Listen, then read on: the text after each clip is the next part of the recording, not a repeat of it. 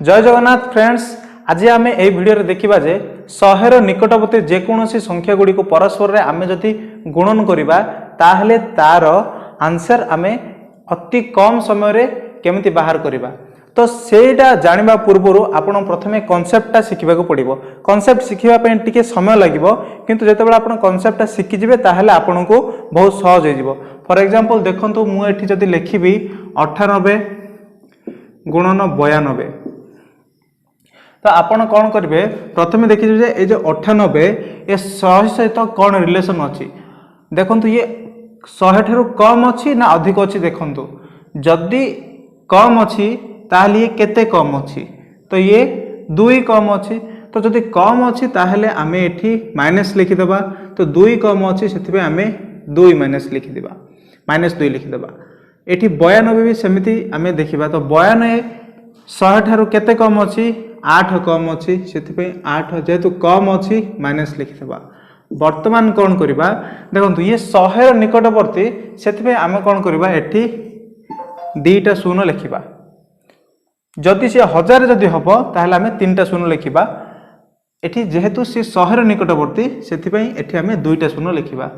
तो वर्तमान कौन करवा 98 रु 8 को फेड़ा, नहेले 92 रु 2 को फेड़ा। तो तुमको जोटा इजी लगे सेटा कर। तो मत इजी 92 रु जदि 2 को मुझे फेड़ी ताहले आंसर आसीज 90। वर्तमान कौन करी ए -2 आउ -8 को गुणन करदेवी, ताहले आंसर आसीज माइनस इंटू माइनस प्लस। तो प्लस लिखा आवश्यक नहीं, 2 × 16, तो आंसर आसीगला आमर 16। जेहेतु ये प्लस संख्याटा एठी मु प्लस 16 करदेवी, तो आंसर आसीब 9016। ओके बुझिला। आउट एग्जांपल देखंतु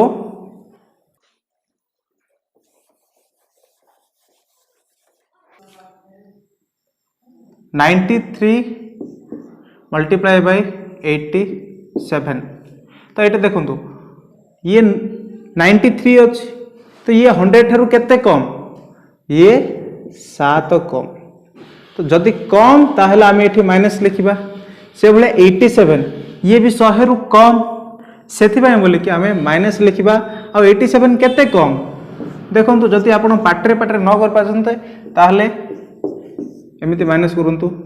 तो 10 रु 7 गले 3, तापरे एठी आ 9 अछि, तो 9 रु 8 गले 1, तो आंसर आसीगला 13। गार पकई दिंतु, तापरे एठी 0 0 लिखंतु। वर्तमान कौन करवा तमें 90 रु 13 को फेड़, नहेले 87 रु 7 को फेड़, जहाँ भी खर्च कर, किंतु आंसर आपणकर गोटे ही आसीबो। तो आपको जोटा सहज लगे से कर। तो मत सहज लगे 87 रु 7 फेड़ी, मु तो 87 रु 7 फेड़े आंसर आसीब 80। वर्तमान कौन करी ए 2टा जाको गुणन करदेवी। देखो -7 गुणन -13, तो माइनस इंटू माइनस आंसरटा प्लस रे आसीबो। 7 इंटू 13 केते हो 13 7 91, तो ये आसीगला 91। तो वर्तमान कौन करी जेहेतु ये प्लस संख्याटा आसला एठी मु प्लस 91 को मिसई देवी, तो आंसर आसीज 8091।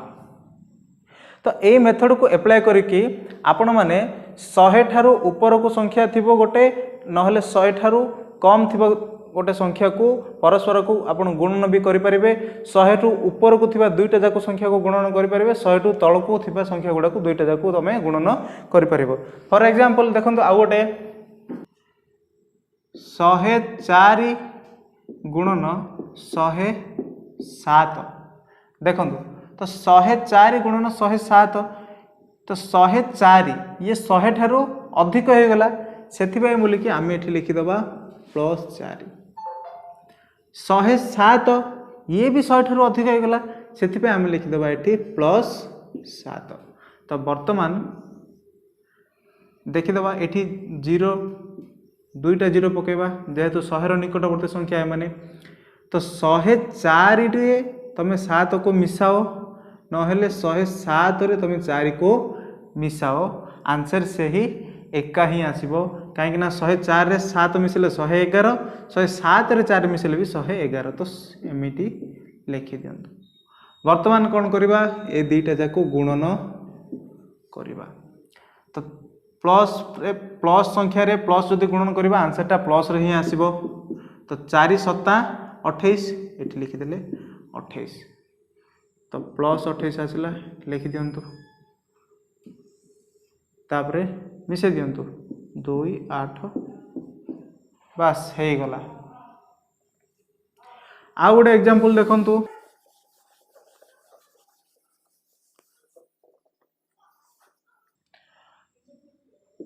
112 गुणन 111 देखंतु 112 तो ये 100 ठारू अधिक से बोल कि ये कौन हो एटी प्लस 12 लिखा 111 ये 100 ठारू 11 अधिक से आम एटी 11 लिखा।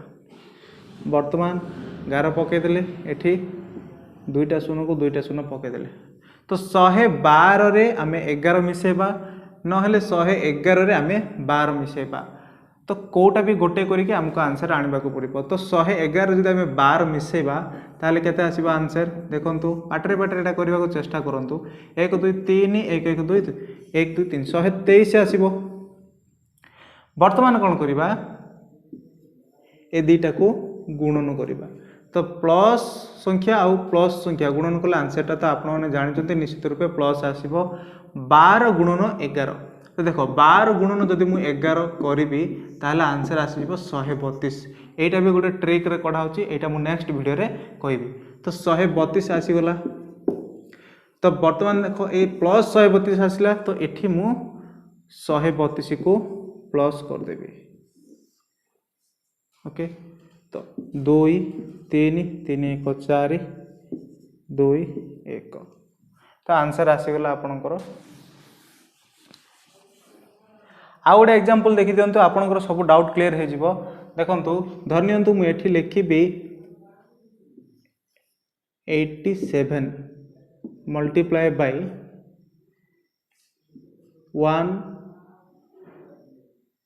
1 5 ओके तो देखंतु 87 ये 100 ठारू कम ना 100 ठारू अधिक अच्छी प्रथमे चेक करिवो ना ये 100 ठारू कम अच्छी जदि कम अच्छी ताहले माइनस पकेबे तो 100 ठारू केते कम अच्छी हम चेक करिबा ना ये 100 ठारू 13 कम अच्छी देखंतु 187 आम फेड़ी दिंतु तो ये 0 10 10 रु 7 गले 3 ये 9 रही 9 रु 8 गले 1 तो 13 माइनस 13 ठीक 115 तो ये 115 100 ठारू अधिक अच्छी से बोल कि मुझे कौन लिखी प्लस 15 लिखी ओके।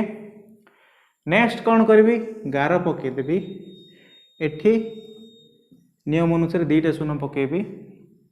वर्तमान कौन करी 87 रे 15 को मिसेबी नहेले 115 रु 13 को फेड़बी तो आपन को जोटा इजी लगे सेटा करंतु मते इजी लगिला जे मु 115 रु 13 को फेड़बी ताहेले आंसर आसी जिवो 102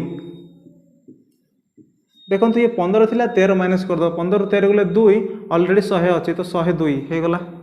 वर्तमान देखा एठी ए दुईटा को गुणन करबा देखो एठी टिके मन रखा पड़ो आपन को एठी अच्छी -13 एठी अच्छी +13 तो देखो जदि गोटे माइनस संख्या गोटे प्लस संख्या को आम जब गुणन करवा ताहले आंसरटा कौ संख्या आसीबो आंसरटा निश्चित रूपे माइनस संख्या ही आसीबो तो ये माइनस रे होगला तो 13 गुणन 15 करंतु तो 15 3 45 4 एठी रखला 5 15 1 15 15 4 19 195 आसला तो एठी आसला 195 ओके तो जेहेतु एठी 195 आसला सेति आम एठी कौन करदेबा -195 लिखिदेबा तो एठी जहाँ आसुबो प्लस संख्या आसले एठी प्लस करिवो एठी माइनस संख्या जदि आसुबो एठी माइनस करिवो तो जेहेतु एठी माइनस संख्या आसला सेति मु एठी माइनस कली तो देखंतु 0 एठी रहला तो ये आपको 1 देला तो 10 10 रु 5 गले 5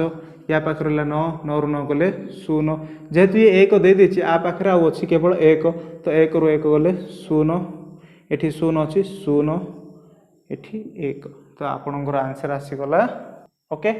तो एई भली रूपे आपण जे कोनोसी भी संख्यार गुणनफल आपण बाहर करि परिबे। जदि आपनको जदि डाउट होछि ताहले आपण एगुडा को कैलकुलेटर रे चेक करि परिबे। तो देखो फ्रेंड्स जदि आपको आमर वीडियो जदि भल लागु थाए ताहले आम चैनल को सब्सक्राइब करंतु एवं आपणको निकट रे थिबा छात्र छात्री मानक सहित भी एही वीडियो गुडा को शेयर करंतु ओके। धन्यवाद।